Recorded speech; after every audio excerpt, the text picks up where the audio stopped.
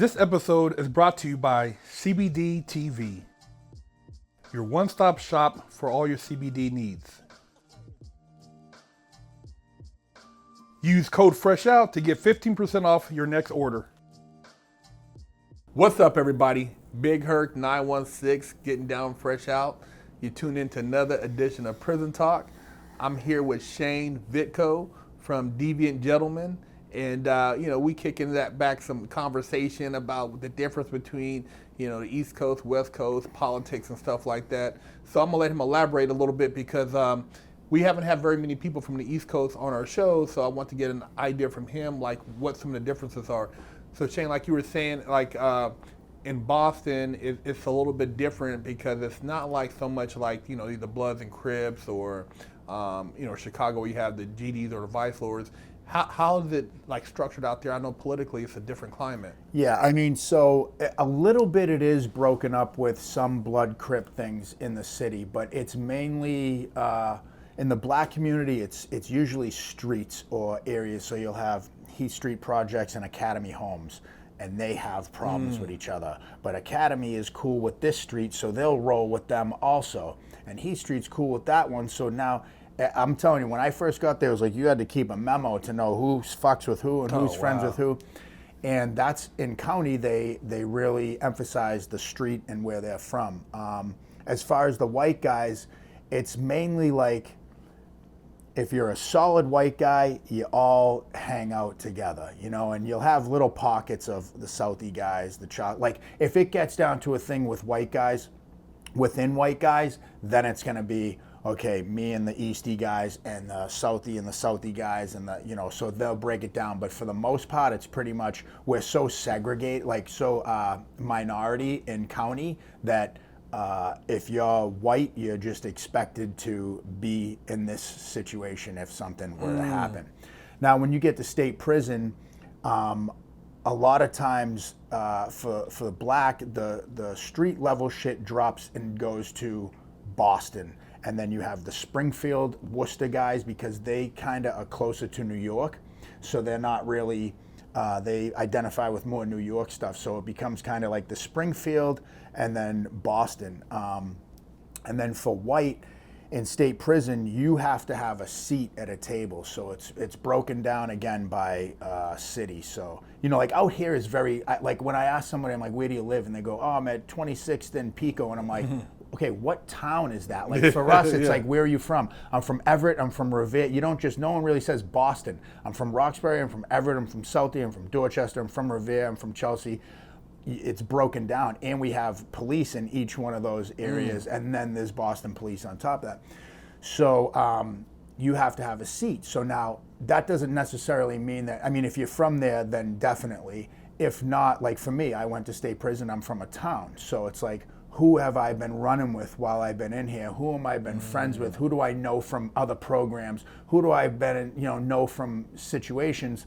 And then you link up with them, and then you don't table hop. So now I'm sitting with the Southie guys, and unless there's something drastic, just because I hang with 4 other guys that sit at the Somerville table, I don't just go and they go, hey man, come sit with us. And it's like, sorry man, these guys already gave me a seat. I'm gonna roll with them. Because when it comes down to any problems that are happening now, this table's problems are my problems also.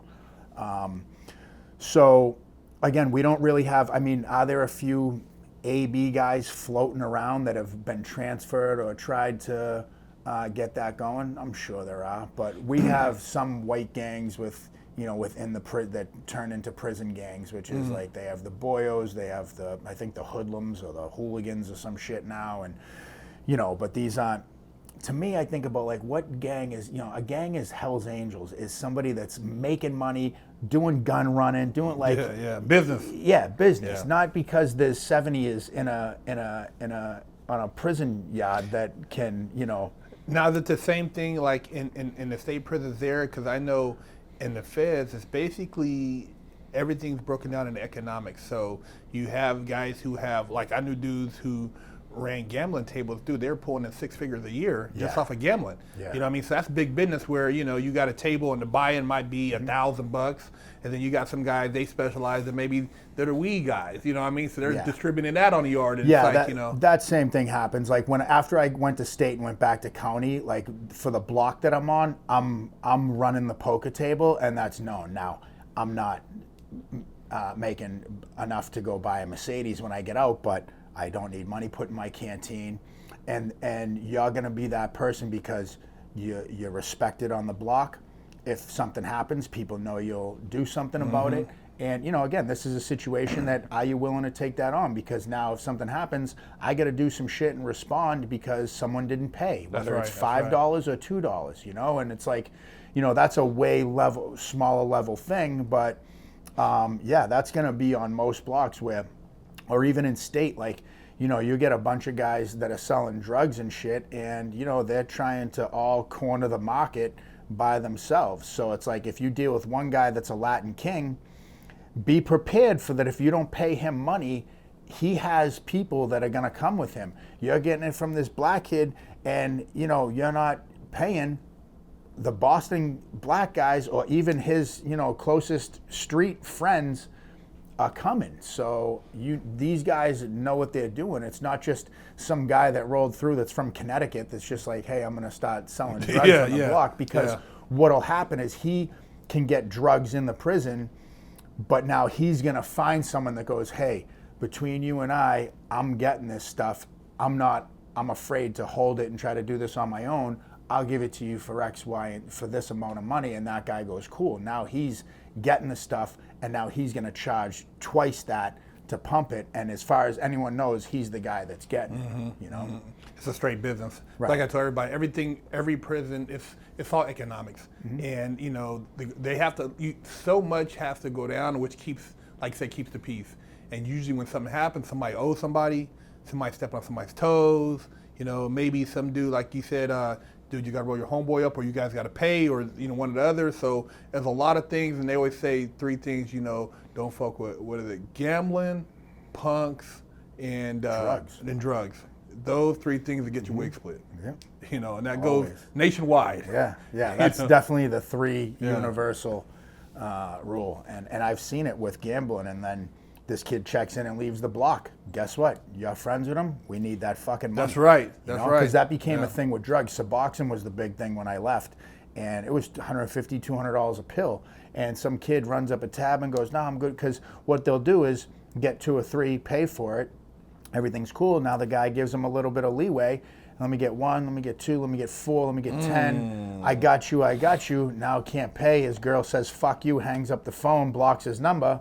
He checks in or goes to another camp, and they come back and go, yo, your boy owed me $5,000. And even if it's not, we want that money, he ain't gonna deal with me until that bill gets paid. So nothing of even in the way of violence is coming, but now you're cut off. So we got to figure it out. So now I got to go amongst, you know, 6 other guys and go, bro, we got to pay this kid's bill, or we're all cut off. You know, so sometimes that's a more established way of dominance. Because can nobody eat? Yeah, because somebody, okay, now you stab somebody to do whatever, and then, you know, but this way is like, you're cutting us all off. Fuck, man, we got to figure it out. You know, too, one of the other things I want to mention is that, you know, a lot of people think that things don't follow them. You know, like you said, a guy checking in a hole, this guy did this. And I've ran across a lot of people through social media like, hey, Big Herc, I remember you from the law library at Whoopty Wop Institution. Or, you know, you seen them like dudes, hey, man, from like 20 years ago, like, damn, well, you don't look familiar. Oh, man, you were at Whoopty Wop. And so if you were doing something you were out of pocket with, it will expose itself over here. If you were snitching or messing with gumps, or you were doing something you weren't supposed to, you know, it's just a word to the wise, you know, it'll follow you. So, you know, your word on, you know, inside there is just as solid as it is on the street. So something to take consideration. Most of the time when you come in too, if you get a cellmate, they're going to ask to see your paperwork. What are you in for? That's another thing. They do that same thing down there too, like check your paperwork. Especially in maximum security. You are not living in my cell without me knowing what you know, and usually it's a thing because they keep it, you know, a cell is going to be white, black, Spanish. They're never going to, in county they will, but in state prison, they're never going to do that. But So another guy rolls in that's comes in that, you know, first of all, he'll come in and I'll go to my friends in the block. Yo, anyone know this kid? Yeah, it's my boy. He's cool, blah, blah, blah. Even that, in this day and age, that he's my boy, he's cool, blah, blah, blah. Check it out, yeah. Hey, man, I'm not being disrespectful. You know how this rolls.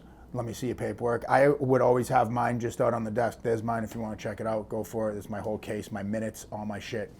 And if they can't produce, I'm gonna go tell his, you know, if he's from somewhere else, I'm gonna tell his friends, yo, your boy's gotta come up with his shit, or he's got, you know, he gotta go, or he's moving in with you, because lo and behold, that guy stays with me, and we find something out that he's got some fucked up charge, and I allowed him to live in my cell. That's right. What's that say about my character? That's right. You know. And that's all you have in there, you know what I mean? Me word. getting out and dealing with feelings and how to live a life and be a sober member of society. And again, this is when people ask me if I work in prisons, and I'm like, honestly, I don't know that anyone's willing to hear that in a maximum security prison. I sure as fuck wasn't. Maybe a minimum or a pre-release is one thing, but maximum security prison, you don't live on this fucking block. I do, you know? And I can't show any signs of anything. Weakness, I'm not willing to give in. You know, and it's every day is trying to figure out angles and the politics, and he said this about her, and he said this about that, shit on and then never mind, we're not even talking about the cops and their bullshit too. You know what I'm saying? That's exactly. A whole other fucking animal. Yeah. Hey, you guys, coming from Shane Vitko, man, I'm telling you, stay the hell out of prison. This is Big Hurt getting down fresh out prison talk.